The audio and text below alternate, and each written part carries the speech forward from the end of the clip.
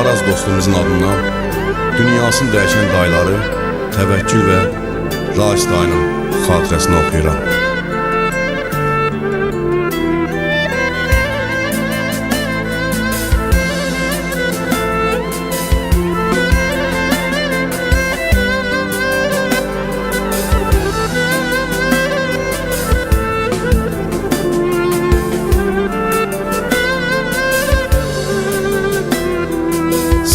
Daşda Dəhnə Xəlil kəndində hər zaman seçilən bir insan olmusan. Sən kasıba, məzluma olmusan kömək.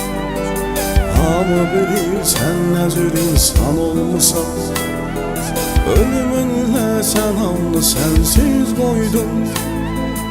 Ac oğlum Araz buna alışa bilməyir. Oğlum Rüstəmi sən qoydun atasız. O sənin yoxluğunla barışa bilməyir. Fələk səni bizdən aldı Təvəkkül dayı.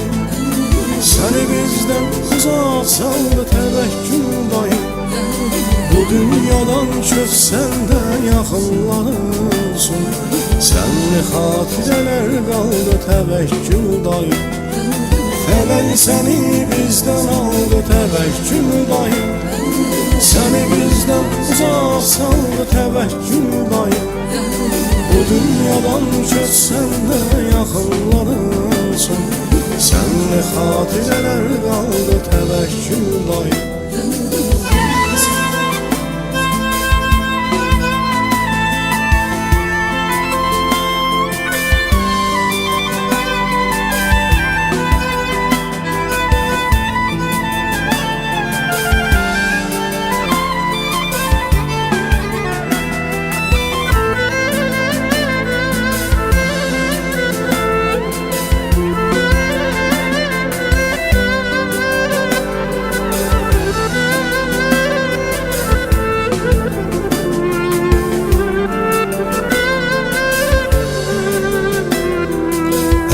Yasını da saldı dərd qəmə.